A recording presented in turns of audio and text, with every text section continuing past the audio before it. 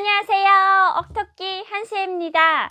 여러분, 전에 이야기 재밌게 들으셨나요? 제가 억가에 뽑혀갔다가 거기서 탈락하면서 연락서로 간 얘기를 했죠. 연락소에 가서 조금 안보상의 문제로 연락서 얘기를 안 하려고 했었습니다. 근데 다른 거 다 내놓고 그냥 그 사람 사는 세상 연락서 안에 써 있었던 재밌는 에피소드를 가지고 한 개분은 만들 수 있을 것 같다 해가지고 한 개분을 만들기로 했습니다. 그래서 오늘은 연락서에 입대해서 2년 동안 있었던 일 중에 가장 기억에 남는 에피소드들을 몇 가지 얘기를 하려고 이렇게 또 카메라 앞에 당당히 섰습니다. 제가 연락소에서 2년 동안 근무를 했는데요. 2년 동안 무슨 일을 했냐면 서기를 했습니다. 소장, 그 연락소 소장 서기를 했는데 직책이 정말 높았습니다. 그러다 보니까 가보니까 이제 저 말고 이제 3명이 먼저 와 있더라고요. 근데 이 분들은 뭐 하는 분들이냐면 기본 서빙을 하시는 분들이에요. 근데 다 이쁘게 생기셨더라고요. 다 뭐 스펙이 장난 아니세요. 뭐 물어보면 자기 어디 있다고 이렇게 얘기를 하더라고요. 그래서 이제 한 달 동안 거의 살 맞대고 같이 자야 되고 집에는 들어갈 수 없는 상황이라 거기서 이제 그 연락소에서 생활을 24시간 하다 보니까 어느새 모르게 이제 정도 들고 싸움도 하고 트러블도 나고 하면서 참 재미있고 의미 있는 그런 추억들을 쌓았던 것 같습니다. 근데 거기서 딱 기억에 남는 저 아직도 이름이 기억에 남아요. 김금순이라고 저보다 나이가 1살 아래였어요. 근데 생긴 건 되게 이쁘고 여자하게 생겼는데 얘가 잠버릇이 그렇게 나쁜 거예요. 그래서 잠버릇이 어느 정도 나쁘냐면요. 막 진짜 타고 넘어요. 잘 때 자기가 진짜 업어가도 모를 정도로 자거든요. 근데 이제 그런 사람들이 한 명씩 이제 섞여 있으면 잠기가 밝은 사람들은 이제 진짜 고생이거든요. 근데 얘가 저희 이제 여자 침실을 이제 만들어 줬는데 바닥에서 이렇게 띄어서 침대를 이제 연결 침대 이제 4명이 잘 수 있는 연결 침대를 딱 만들어 줬어요. 근데 겨울이다 보니까 바닥이 더 따뜻했거든요. 그래서 우린 바닥에서 자자고 약속을 하고 그냥 그 따끈한 언덜 바닥에서 이불 쓰고 그렇게 이제 자기로 했습니다. 근데 첫날, 둘째 날 이제 그때는 몰랐어요. 근데 이제 며칠 지나다 보니까 애들이 이제 한 명씩 이제 번성이 나오기 시작하죠. 근데 처음에 제가 맨 끝에서 자고 이제 금순이라는 애가 옆에서 자고 그다음에 그 옆에 이렇게 4명이 누워서 자는데 아침에 하루는 눈을 탁 떠보니까 그때가 우리가 제일 힘들었을 때거든요. 정말 24시간 못 자고 이랬던 적도 있고 이제 뭐 청소도 해야 되고 뭐 이러면서 되게 힘들었을 때예요. 아침에 탁 일어나 보니까 어머, 내 눈 위에 널판자가 이렇게 축축 이렇게 가 있는 거예요.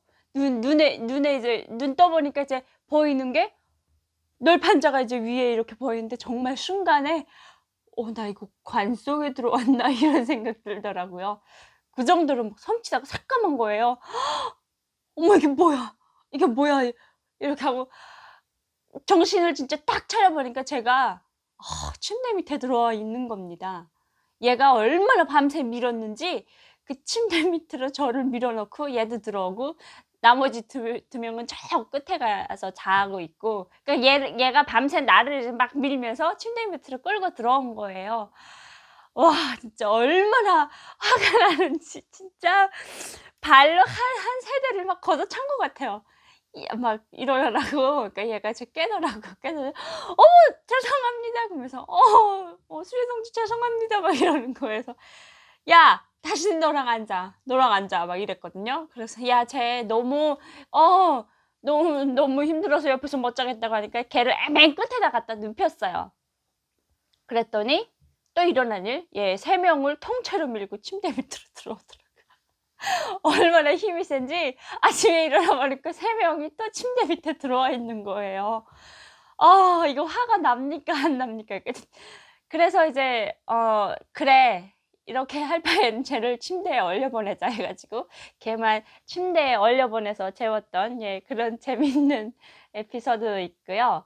그리고 이건 되게 무서운 건데 하루는 눈이 많이 왔어요. 눈 오면 우리 밤새고 아니 북한이 참 이상한 게요. 어 음 여기서 눈 오면 이제 그 제철차가 막 지나가면서 다 녹이더라고요, 염화나트륨 뿌려 가지고. 근데 북한은 그런 게 없으니까 눈이 오면 사람이 꼬박 치워야 되거든요. 근데 우리 그 연락소 자체가 이런 큰 도로 옆에 있는 그런 조그만 사람이 인적 드문 곳이라서 큰 차들이 막 왔다 갔다 하는데 이제 도로가 엄청나게 큰 도로가 있어요. 근데 거기는 기본 이제 화물차들 20톤 트럭 같은 덤프 트럭 같은 것들이 계속 다니거든요. 왜냐면 거기가 평양시 이 근접이에요. 그래서 그 길을 거쳐야만 다른 지방 도시로 넘어갈 수 있는 길이라서 이제 그 길로 많이 다니는데 눈만 오면 저희는 눈 내리는데 치우라는 거예요. 내리고 다 치우면 얼마나 좋겠습니까? 눈 내리는데 그 내리는 족족 계속 치우는 거예요. 왠지 모르겠어요. 도대체 지금도 이해가 안 되는데 그렇게 자꾸 치우라고 하니까 애들이 정말 그때 24시간 못 자고 눈 내리면 얘가 일어나서 치우고 두 번째 또 눈 내리면 또 얘가 또 교대로 나가서 치우고 막 이랬거든요. 그러다가 이제 아침에 딱 일어났는데 그 연락소 소장 차가 들어왔는데 차가 눈이 너무 쌓여서 문을 열고 이제 나가 봤더니 그 도로에 눈이 이렇게 수북히 쌓인 거예요. 그걸 치우러 이제 도로에 진짜 잠도 못 깨고 터벅터벅 걸어 나갔습니다. 나가서 보니까 그 도로랑 이제 큰 대도로랑 저희 그 연락소로 들어오는 그 새치길 그게 이제 이어져 있거든요. 그래서 거길로 터벅터벅 걸어 나가서 빗자루 질질질질 끌고 나가서 눈 뜨고서 보니까 그 눈 막 내린 거기에 어떤 사람이 엎드려 있는 겁니다. 그래서 '아 저 사람 왜 새벽부터 저렇게 술 취했나? 저 왜 엎드려 있어?' 하고 진짜 아무 생각 없이 터벅터벅 걸어갔습니다. 걸어갔는데 사람이 내가 이렇게 걸어가면 이렇게 가로질러서 이렇게 팔을 이렇게 베고 이렇게 누워 있는데 남자세요. 그래서 내가 '이게 뭐지? 응?' 그다음 정신 번쩍 들어서 보니까 어머 이 앞에 이 사람 이렇게 누워 있는데 이 앞에 피가 막 낭자한 거예요. 차 사고 난 거죠. 근데 벌써 숨이 넘어가신 상태고 아예 그 밤새껏 내린 눈 거기에 이제 아예 이렇게 얼어붙은 거예요. 그 순간에 진짜 오줌 쌀 것 같더라고요, 너무 무서워서. '이거 어떻게 하지?' 근데 내 뒤로 이제 애들이 따라 나오다가 우리 조장이랑 따라 나오다가 "야 수야야 너 거기서 뭐 해?" 이러는 거예요. "야 그 사람 왜 그러니?" 해서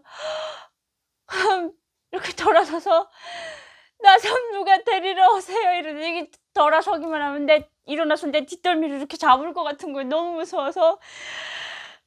그래서 "저장 저장님 나 좀 데리러 오십시오." 이 사람을 보면서. 이렇게 돌아서면 이 사람이 벌떡 일어나서 나를 이렇게 뒷덜미 이렇게 잡을 것 같더라고요. 근데 이제 그게 뭐냐면 그 덤프 트럭에 이제 치여 가지고 의식이 있을 때 이렇게 기어 오셨나 봐요. 그 피 자국이 이제 막 이렇게 나 있더라고요. 그걸 이제 나는 그걸 계속 눈으로 보고 있는 거죠. 너무 돌아서고 싶은데 무서워서 돌아는 못 서고.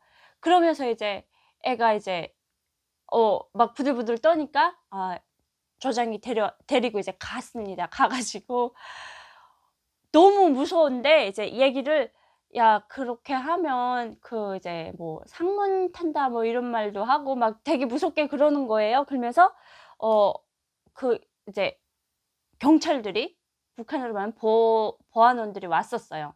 왔는데 저를 이제 불러내더라고요. 연락소 안으로 못 들어오니까 불러 들어 가지고 뭔 얘기를 하냐면 "언제 왔냐?" 뭐 이렇게 얘기를 물어보는데 이 사람이 어떻게 뭐 죽었는지 누군지 어디서 산 누군지도 모른대요.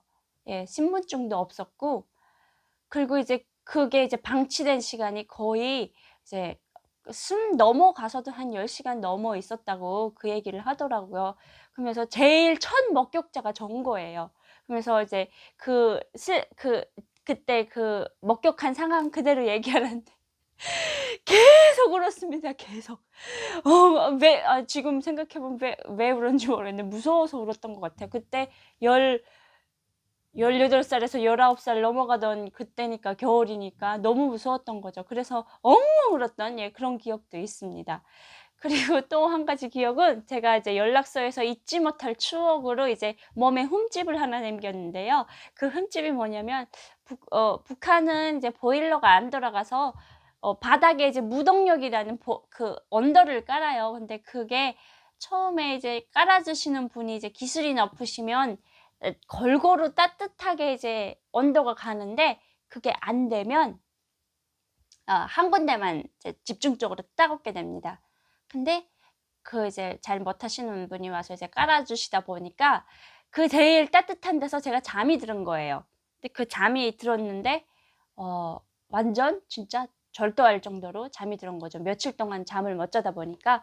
그러다 보니까 이제 탁 일어났는데 어머 이제 허벅지 여기 이제 이 허벅지인지 이제 종아리 쪽에 이쪽 바깥쪽으로 오른쪽 여기가 너무 아픈 거예요. 이제 '왜 이렇게 아프지? 왜 아프지?' 막 이랬었거든요. 알고 보니까 뒤였더라고요. 물집이 이렇게 졌더라고요. 나는 그것도 모르고 그렇게 잔 거예요. 근데 또 제 이 오른쪽 다리에 제가 쪼끔 감각이 없습니다. 어릴 때 맹장 수술을 했는데 맹장 수술을 하면서 마취를 너무 심하게 해 가지고 아직도 이제 오른쪽 다리의 감각이 왼쪽 다리보다는 쪼끔 이상하게 없거든요. 근데 그거 없다 보니까 내가 뒤는지도 모르고 잔 거예요. 근데 지금도 그 영예로운 흠집이 아직도 제 오른쪽에 정강이 쪽에 남아 있습니다. 그러고 보니까 이제 유연락사에서는 '청춘을 많이 바쳤다.'